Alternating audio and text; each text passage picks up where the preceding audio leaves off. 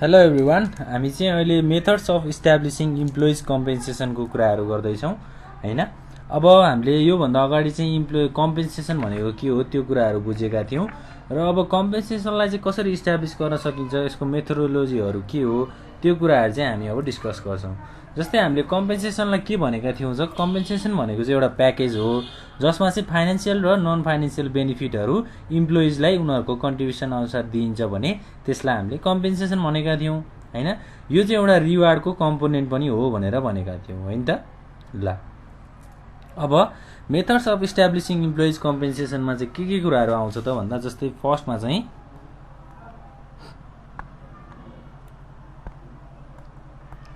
जब analysis,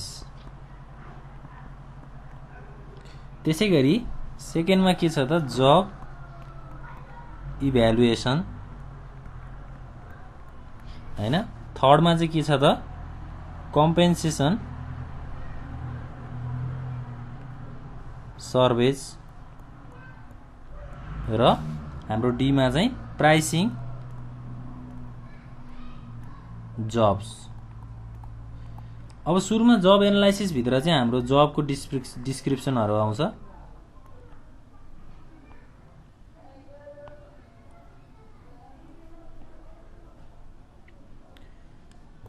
जब description र अर्को के छ त जब स्पेसिफिकेसन। त्यसै गरी अब जब इभ्यालुएसन भित्र चाहिँ जब र्याङ्किङ हुन्छ एउटा, त्यसै गरी जब ग्रेडिङ,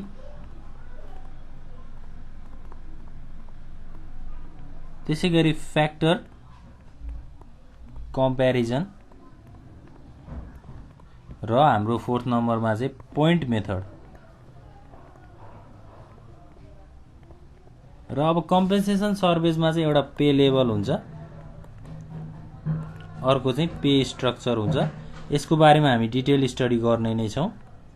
पहिला हामीले पोइन्टहरू चाहिँ लेख्नु पर्यो। हाम्रो कम्पेन्सेसन सर्वेमा चाहिँ दुईटा कुरा है, पे लेभल र पे स्ट्रक्चर चाहिँ हाम्रो प्राइसिङ मेथडमा छ।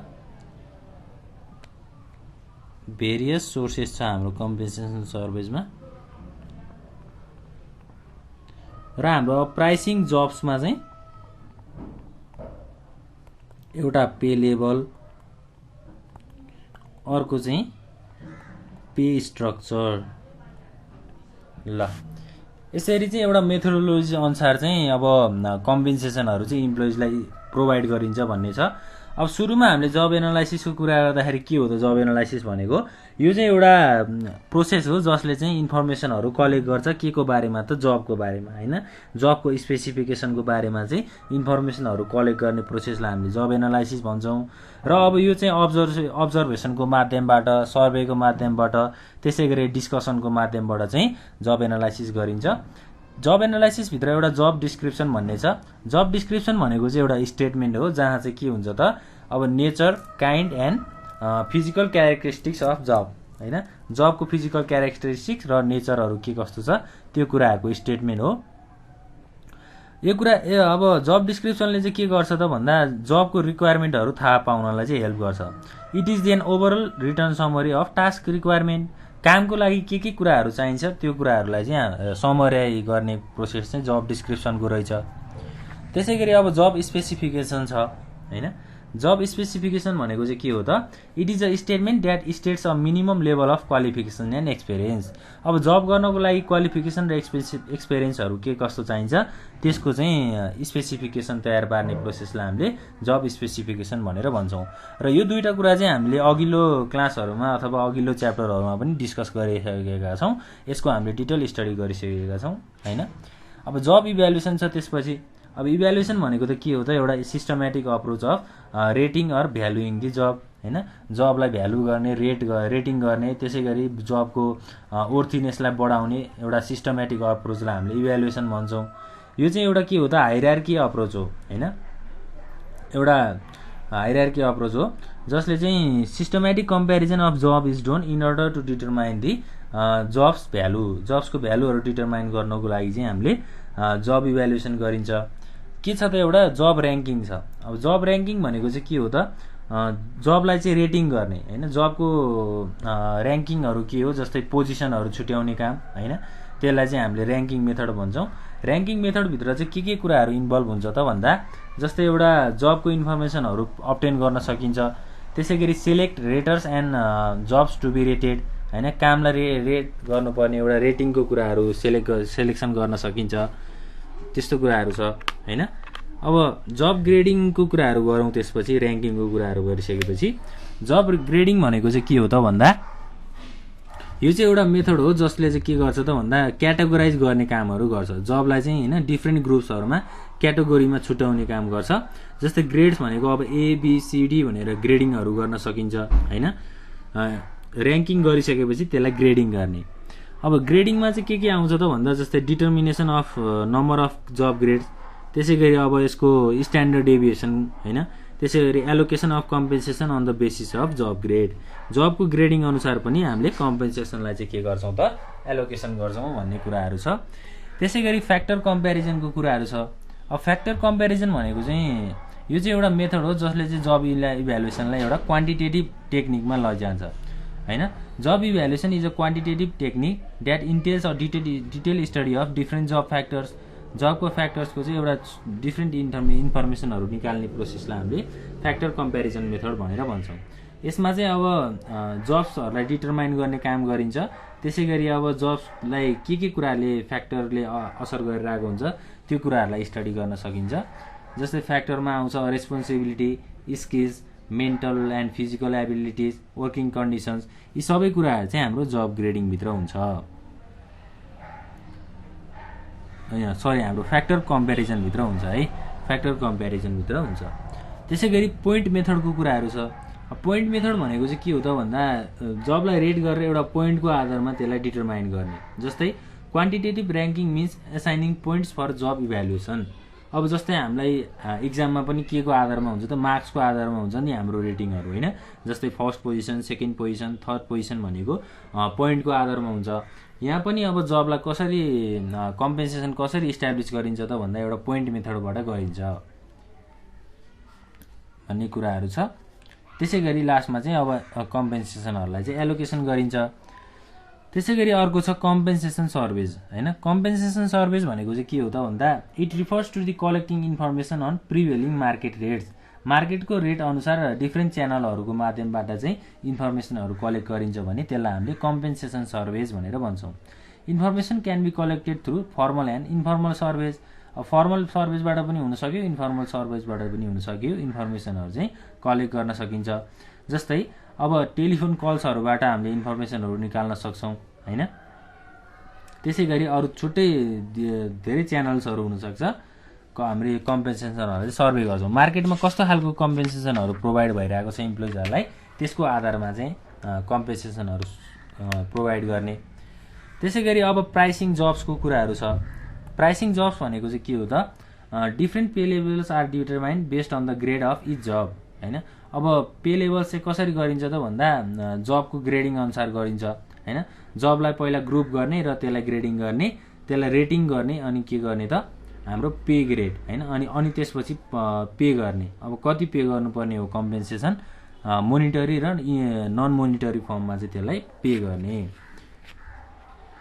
पोइन्ट्सको आधारमा पे गर्ने भनेर भन्न सक्छौँ।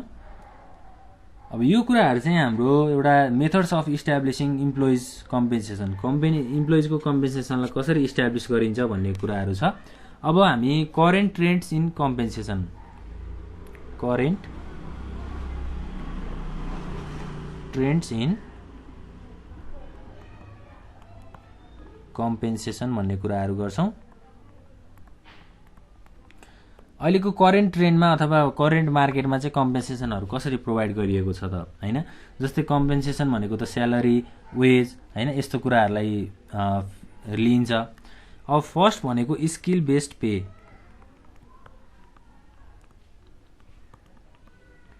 इम्प्लोइजको स्किल अनुसार उनीहरूले आफ्नो कामप्रति देखाउने टेक्निकल इन्टरपर्सनल त्यसै गरी कन्सेप्चुअल स्किल्सहरूलाई चाहिँ त्यसको आधारमा पे गर्ने अथवा त्यसको आधारमा कम्पेन्सेसनहरू दिने प्रोसेसलाई हामीले स्किल बेस्ड पे भनेर भन्छौँ होइन।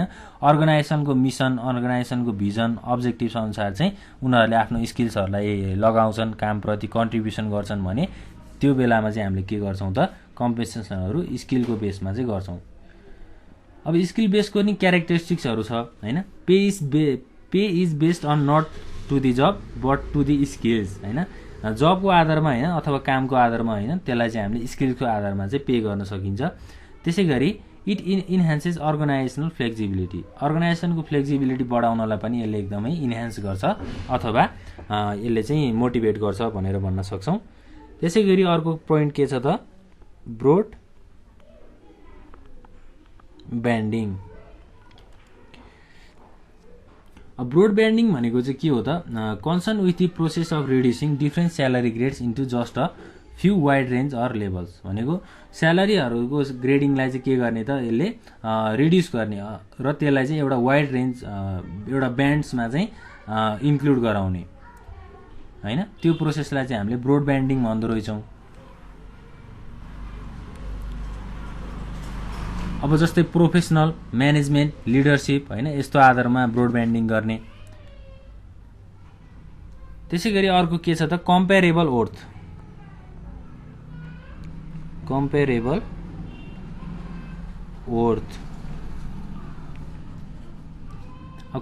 ओर्थ भनेको चाहिँ के हो त this refers to the trend of managing compensation based on the value of each job. कुनै पनि कामको कुनै पनि जबको भ्यालु कति छ त्यसको आधारमा चाहिँ कम्पेन्सेसन गर्ने होइन। Compensation plan is designed without any ways discrimination between men and women. अब केटा र केटी बिच अथवा मेन र वुमेन बिच चाहिँ कुनै पनि डिस्क्रिमिनेसन नगरिकन उनीहरूले चाहिँ कम्पेन्सेसन प्लान चाहिँ डिजाइन गरेको हुन्छन् होइन। कामको भ्यालु अथवा जबको भ्यालु कति छ त्यो अनुसार चाहिँ एउटा मेन र वुमेनलाई चाहिँ इक्वली हाम्रो कम्पेन्सेसनहरू डिस्ट्रिब्युट गर्ने प्रोसेसलाई हामीले कम्पेरेबल ओर्थ भनेर भन्दो रहेछौँ। ल अब यो कुराहरू पनि हाम्रो भइसक्यो होइन। जस्तै हामीले अब के कुराहरू गऱ्यौँ त मेथड्स अफ इस्टाब्लिसिङ इम्प्लोइज कम्पेन्सेसनमा जब एनालाइसिसबाट गरिँदो रहेछ, जब इभ्यालुएसनबाट गरिँदो रहेछ होइन। त्यसपछि हाम्रो धेरै मेथड्सहरू रहेछ र हाम्रो अहिले करेन्ट ट्रेड्स अथवा मार्केट्समा चाहिँ कसरी कम्पेन्सेसनहरू प्रोभाइड गरिएको छ भन्ने कुराहरू पनि हामीले हेरिसकेका छौँ। एउटा चाहिँ हाम्रो स्किल बेस्ड पे छ, त्यसै गरी ब्रोड ब्यान्डिङ छ र अर्को चाहिँ के छ त कम्पेरेबल ओर्थ होइन। जबको भ्यालु कति छ त्यसको अनुसारमा चाहिँ पे गरिने कम्पेन्सेसन भनेर भनिएको छ।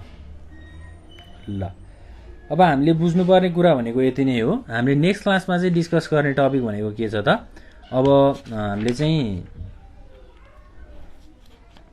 इम्प्लोइजको डिसिप्लिनहरू के कस्तो हुन्छ होइन, अर्गनाइजेसनप्रति डिसिप्लिनहरू उनीहरूले के कस्तो दिनुपर्छ भन्ने कुराहरू डिस्कस गर्छौँ। र त्यो डिस्कस गर्नुभन्दा अगाडि हामीले यो क्लासमा एउटा हाम्रो कम्पेन्सेसन प्र्याक्टिस चाहिँ कस्तो छ त नेप्लिज अर्गनाइजेसनमा भन्ने कुराहरू हेरौँ। Compensation practice in Nepalese organization. जस्तै के प्र्याक्टिस छ त नेपालमा भन्दा more focus on direct compensation.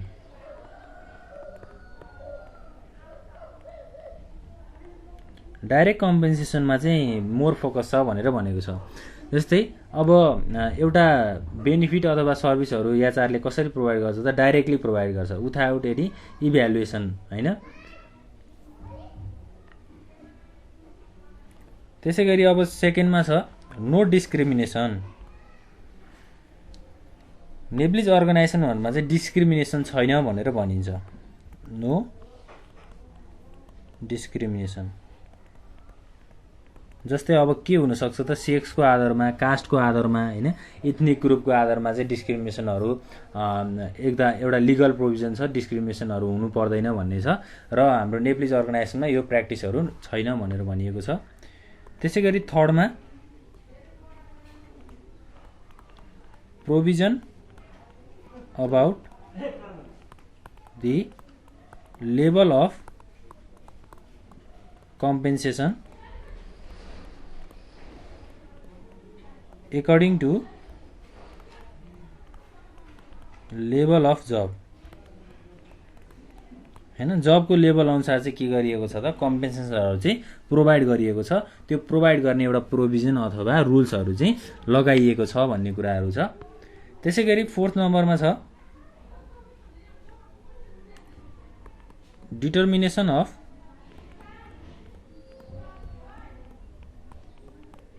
Minimum wage